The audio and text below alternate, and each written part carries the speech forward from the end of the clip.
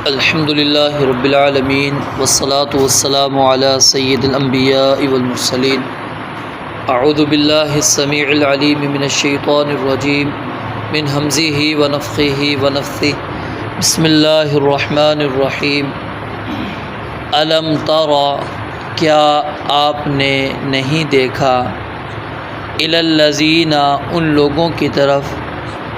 یزعمون جو گمان کرتے ہیں انہم آمنوا کہ بے شک وہ ایمان لے آئے ہیں بما انزل الیک اس پر جو نازل کیا گیا آپ کی طرف وما انزل من قبلک اور جو نازل کیا گیا آپ سے پہلے یریدون وہ چاہتے ہیں ان یتحاکموا الی الطاغوت کہ وہ لے جائیں فیصلے کو طاغوت کی طرف وقد امروا اور یقیناً وہ حکم دیے گئے ہیں ان یکفروا بہ کہ وہ کفر کریں اس طاغوت کے ساتھ ویرید الشیطان اور شیطان چاہتا ہے ان یضلہم کہ انہیں گمراہ کر دے ضلالا بعیدا بہت دور گمراہ کرنا وَإِذَا قِيلَ لَهُمْ اور جب کہا جاتا ہے انہیں تعالوا آؤ إِلَى مَا أَنزَلَ اللَّهُ اس کی طرف جو اللہ تعالیٰ نے نازل کیا وَإِلَى الرَّسُولِ اور اس کی طرف آؤ جو رسول صلی اللہ علیہ وسلم کی طرف نازل کیا گیا رَأَيْتَ الْمُنَافِقِينَ آپ دیکھیں گے منافقین کو یصدون وہ روکتے ہیں عن کا آپ سے صدودا روکنا یا دوسرا اس کا معنی ہم یہ بھی کر سکتے ہیں یصدون عن کا وہ منہ موڑتے ہیں آپ سے صدودا صاف منہ موڑنا دوبارہ دیکھیں الم تر الی الذین کیا آپ نے نہیں دیکھا ان لوگوں کی طرف یزعمون جو گمان کرتے ہیں انہم آمنوا کہ بے شک وہ ایمان لائے بما انزل الیک اس پر جو نازل کیا گیا آپ کی طرف وما انزل من قبلک اور جو نازل کیا گیا آپ سے پہلے یریدون وہ چاہتے ہیں ان یتحاکموا الی الطاغوت کہ وہ آپس کے فیصلے لے جائیں طاغوت کی طرف وقد امروا اور حالانکہ یقیناً وہ حکم دیے گئے ہیں ان یکفروا بہ کہ وہ کفر کریں اس طاغوت کے ساتھ ویرید الشیطان اور شیطان چاہتا ہے ان یضلہم کہ وہ ان کو گمراہ کر دے ضلالا بعیدا بہت دور گمراہ کرنا وَإِذَا قِيلَ لَهُمْ اور جب کہا جاتا ہے انہیں تعالوا آؤ الی ما انزل اللہ و الی الرسول اس کی طرف جو اللہ تعالیٰ نے نازل کیا اور رسول کی طرف آؤ رأیت المنافقین آپ دیکھیں گے منافقین کو یصدون عنک صدودا وہ منہ موڑتے ہیں آپ سے منہ موڑنا یا وہ اعراض کرتے ہیں آپ سے اعراض کرنا اللہ رب العالمین نے پہلی آیت مبارکہ کے اندر یہ بات بیان فرمائی ہے جو گزشتہ آیت پہلے اس کو سامنے رکھیں کہ اس کے اندر ہم نے یہ چیز پڑھی تھی کہ جب بھی تنازع ہو تو اللہ اور اس کے رسول علیہ الصلاۃ والسلام کی طرف ہم نے معاملے کو لوٹانا ہے یہ اللہ رب العالمین نے کیا ہے لازم قرار دے دیا تھا واجب کر دیا ہے یہاں پر اللہ رب العالمین نے منافقین کی کیفیت کو بیان کیا ہے کہ وہ اللہ اور اس کے رسول علیہ الصلاۃ والسلام کی طرف اپنے معاملات کو نہیں لوٹاتے الم تر الی الذین یزعمون اللہ تعالیٰ فرماتے ہیں کہ آپ نے ان لوگوں کی طرف نہیں دیکھا جو گمان تو یہ کرتے ہیں کہ وہ مومن ہیں یعنی منافقین کی بات ہو رہی ہے وہ کہتے تو یہی ہیں نشہد انک لرسول اللہ واللہ یعلم انک لرسول واللہ یشہد ان المنافقین لکاذبون وہ اقرار کرتے ہیں آپ کی رسالت کا لیکن اللہ کہتے ہیں میں گواہی دیتا ہوں کہ منافق جھوٹے ہیں تو یہاں پر بھی زعم ان کا یہی ہے گمان یہی ہے کہ وہ مومن ہیں ایمان لے کر آتے ہیں لیکن اللہ رب العالمین فرماتے ہیں وہ مومن نہیں ہیں کیوں یریدون ان یتحاکموا الی الطاغوت کیونکہ ان کے اندر یہ چیز پائی جاتی ہے کہ وہ آپس کے فیصلوں کو طاغوت کی طرف لے کر جاتے ہیں، شریعت کی طرف نہیں لے کر آتے، اللہ اور اس کے رسول علیہ السلام کی طرف نہیں لے کر آتے، بلکہ طاغوت کی طرف لے کے جاتے ہیں۔ امام ابن کثیر رحمۃ اللہ علیہ نے یہاں پر بہت سی روایات کو نقل کیا، جس کا مختصر خلاصہ یہی ہے کہ اس وقت کے دور میں جب نبی علیہ السلام تھے، یہودیوں کا ایسا منصف یعنی انہوں نے مقرر کر رکھا تھا، وہ اپنا معاملہ وہاں سے حل کروایا کرتے تھے، اور وہ چاہتے تھے کہ ہم ادھر سے ہی فیصلہ کروائیں۔ تو کچھ مسلمان یعنی جو ایمان کے اندر ابھی کچے تھے، جن کو ہم منافقین کہہ سکتے ہیں، یعنی پکے مسلمان نہیں تھے، وہ بھی یہ جانتے تھے کہ اگر ہم رسول اللہ صلی اللہ علیہ وسلم کی طرف اپنے معاملے کو لے کر گئے تو آپ نے ہمارے خلاف فیصلہ کرنا ہے، لیکن اگر ہم ان کے پاس لے کر چلے جائیں گے تو وہ فیصلہ ہمارے حق کے اندر کر دے گا، ٹھیک ہے، وہاں سے ہم جیسے اس کو فیصلہ کروانا چاہیں گے وہ ہمارے حق میں کر دے گا۔ تو وہ کیا ہے، فیصلوں کو پھر نبی علیہ السلام کے پاس لے کر آنے کے بجائے وہ طاغوت کی طرف، یعنی کہ جو ان کے انہوں نے مقرر کر رکھے تھے، یا پھر جو ان کے بڑے سردار ہوتے تھے، رؤساء جو ہوتے تھے، یا پھر اس کے اندر کاہن وغیرہ جن کو انہوں نے ایک مقام دے رکھا تھا، ان کی طرف وہ اپنے معاملات کو لے کر جاتے تھے۔ تو اللہ رب العالمین فرماتے ہیں حالانکہ حکم تو ان کو یہ دیا گیا تھا ان یکفروا بہ، کہ تم نے طاغوت کے ساتھ کیا کرنا ہے، کفر کرنا ہے، اس پر ایمان لے کر نہیں آنا۔ تم دعویٰ ایمان کا کرتے ہو اور ساتھ میں کہتے ہو جو چیز بھی اللہ تعالیٰ نے نازل کی ہے ہم سب کی سب مانتے ہیں، جو آپ سے پہلے کتابیں اتری ہم ان کو بھی مانتے ہیں، تسلیم کرتے ہیں، لیکن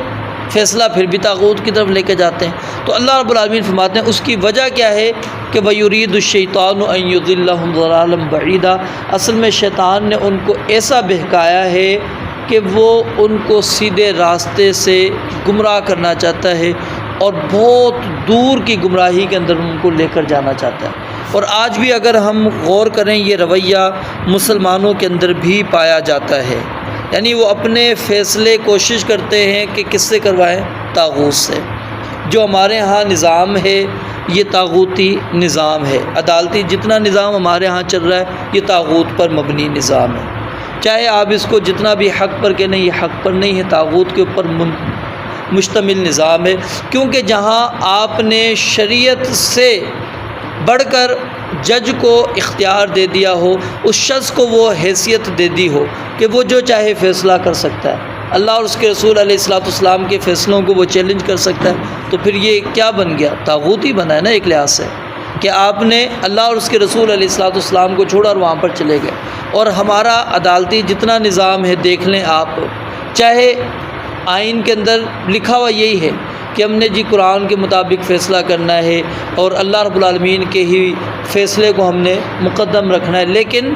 فیصلے ان کے برعکس ہوتے ہیں۔ اور اس کی سب سے بڑی دلیل اگر ہم دیکھیں کہ سود کے اوپر ہمارا نظام چل رہا ہے، یہ جو IMF کے ساتھ معاملات ہمارے چل رہے ہیں، اور پھر اس کے اوپر یہ ابھی پچھلے دنوں جو بجٹ آیا اس کے اندر بھی آپ دیکھیں کہ کتنے خربوں کا وہ قرض کی صورت کے اندر صرف پاکستان نے ادا کرنا ہے، صرف جو قرض جو رقم ہے وہ نہیں، جو سود اس کے اوپر بن رہا ہے وہ کتنا ہے۔ تو اب کیا ہے، کیا شریعت کا حکم اس کے اندر واضح نہیں ہے؟ اللہ رب العالمین کا واضح حکم ہے فَأَذَنُوا بِحَرْبٍ مِّنَ اللَّهِ وَرَسُولِهِ، لیکن ہم کیوں نہیں مان رہے؟ اور پھر ہم نے کس کو اہمیت دے رکھی ہے؟ اور پھر بھی اگر ہم کہیں کہ نہیں یہ طاغوت نہیں ہے، تو یہ پھر ہمیں اپنی تھوڑی اصلاح کرنی چاہیے کہ یہ ہمارا رویہ درست نہیں ہے۔ اور پھر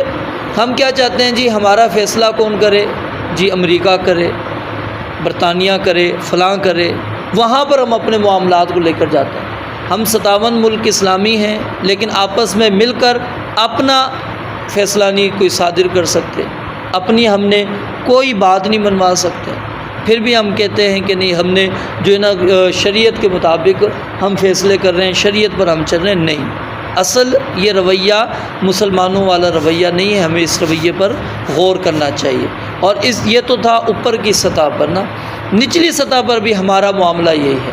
کہ جہاں پر آپ کو سمجھ آ رہا ہوتا ہے نا کہ یہ بندہ حق کا فیصلہ کرے گا، لوگ ادھر نہیں جاتے، وہاں پر لے کر جائیں گے جہاں پر ان کو پتہ ہے میں یہاں سے اپنے حق میں فیصلہ کروا سکتا ہوں۔ یہ چودھری، یہ وڈیرا، یہ جو کونسلر ہے یا پھر یہ جو MNA ہے، MP ہے، یہ میرے حق میں فیصلہ کر سکتا ہے۔ ہم کہتے ہیں آؤ بھائی ادھر چلتے ہیں،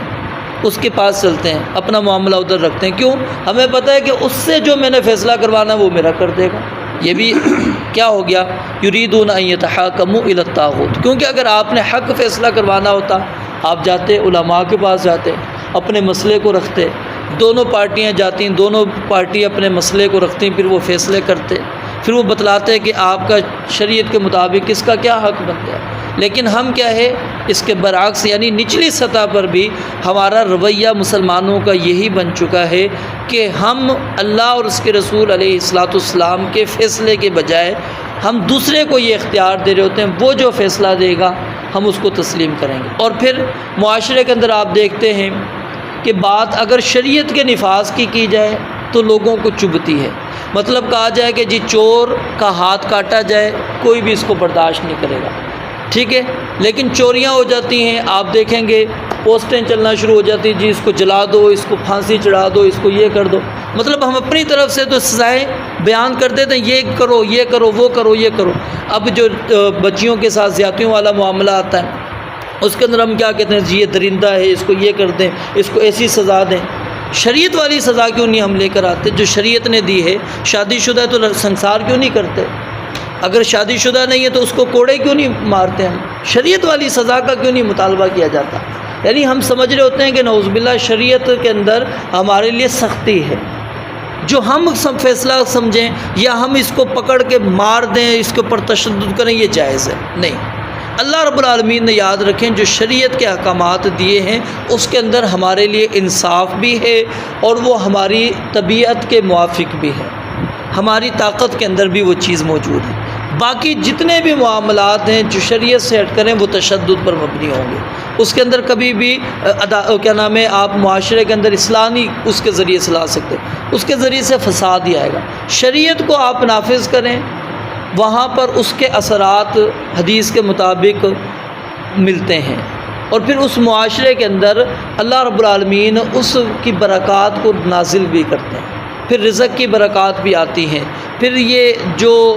معاملات ہو رہے ہوتے ہیں وہ ختم ہو جاتے ہیں. لیکن کیا ہے، جب آپ شریعت کا نفاذ کریں گے. رسول اللہ صلی اللہ علیہ وسلم کے زمانے میں، صحابہ کے زمانے میں، آپ دیکھیں تابعین کے زمانے کے اندر کیوں ہمیں وہ زیادہ قریب ترین نظر آ رہے ہوتے ہیں، اور اس کے اندر فسادات اتنے زیادہ نہیں ہیں، بہت کم نظر آ رہے ہوتے ہیں. وجہ کیا ہے کہ شریعت کا نفاذ وہاں پر موجود تھا. تو اللہ رب العالمین نے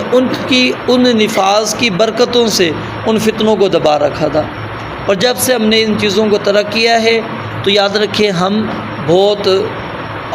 کیا نام ہے پیچھے چلے گئے ہیں. تو اصل میں شریعت کے نفاذ کو ہی انسان کا مطالبہ ہونا چاہیے کہ جی شریعت نے جو اس کا فیصلہ کیا ہے اس کے مطابق اس کو سزا دی جائے، کفر کردار تک اس کو پہنچایا جائے، تاکہ لوگوں کو پتہ ہو کہ جی یہ کام ہم کریں گے تو اس کی یہ سزا ہمیں ملے گی. چوری کریں گے ہاتھ کاٹا جائے گا، اگر زنا کریں گے تو ہمیں یہ سزا ملنی ہے، شراب ہم پئیں گے تو ہمیں یہ سزا ملنی ہے، پتہ ہو، بہتان باندھیں گے ہمیں یہ سزا ملے گی. تو پھر کیا ہوں گے، لوگ احتیاط کریں گے. ٹھیک ہے، جب شریعت کا نفاذ نہیں ہوتا پھر اسی طرح کی باتیں چلتی ہیں. تو اللہ رب العالمین فرماتے ہیں اصل میں کیا ہے، شیطان وہ شریعت سے دور کر کے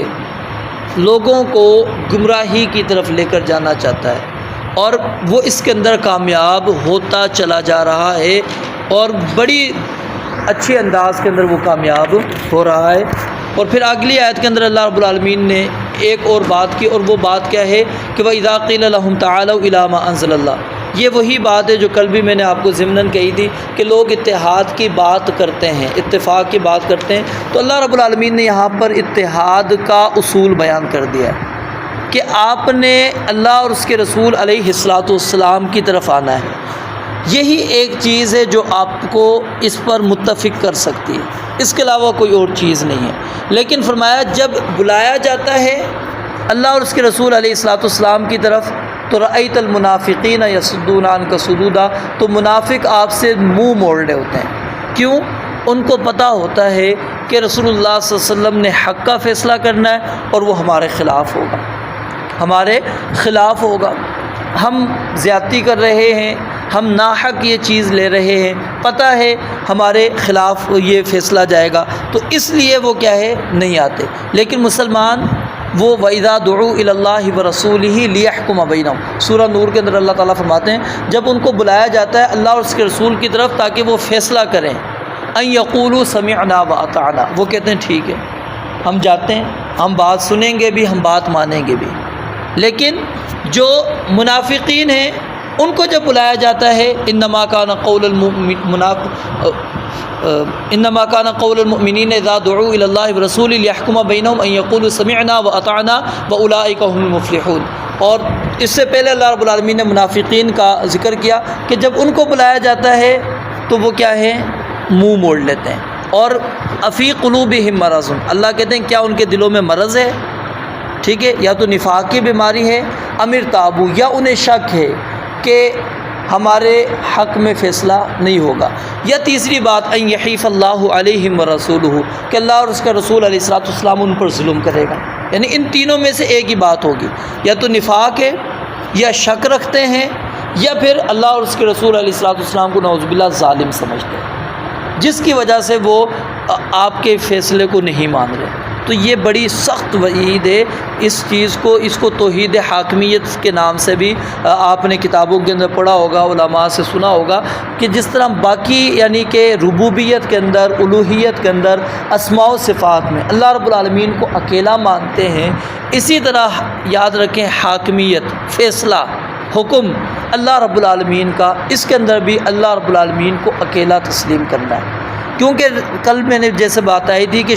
رسول اللہ صلی اللہ علیہ وسلم نے اللہ کے ہی فیصلے کو نافذ کرنا ہے، اصل فیصلہ کس کا ہے، اللہ کا ہی ہے، تو اس لحاظ سے وہ جو نبی علیہ السلام کا فیصلہ ہے وہ بھی اللہ تعالیٰ کا ہی فیصلہ ہے، اور آگے آیات بھی اس چیز پر آئیں گی جو دلالت کریں گی، تو اس لیے اس کے اندر بھی ہمیں یہ غور کرنا چاہیے، اور آگے سورہ مائدہ کے اندر پڑھیں گے، بڑی سخت وعیدیں وہاں پر انشاءاللہ پھر مزید تفصیل آپ کے سامنے رکھیں گے۔ تو حکومت، فیصلہ، یہ اختیار اللہ اور اس کے رسول علیہ الصلوۃ والسلام کو جو اللہ تعالیٰ اپنے پاس اللہ تعالیٰ نے رکھا ہے، جو نبی علیہ الصلوۃ والسلام کو دیا ہے، ہمیں اسی سے ہی فیصلہ کرانا چاہیے، اور اسی کے اندر ہی خیر ہے، بھلائی ہے، اور جو اس سے اعراض کرتا ہے اللہ رب العالمین نے ان کو طاغوت کی طرف جانا قرار دیا ہے، ان کو اللہ رب العالمین نے گمراہ قرار دیا ہے، ان کو اللہ تعالیٰ نے منافقین قرار دیا ہے۔ رب العالمین سے دعا ہے اللہ تعالیٰ سمجھنے، عمل کرنے کی توفیق عطا فرمائے۔ وآخر دعوانا الحمدللہ رب العالمین۔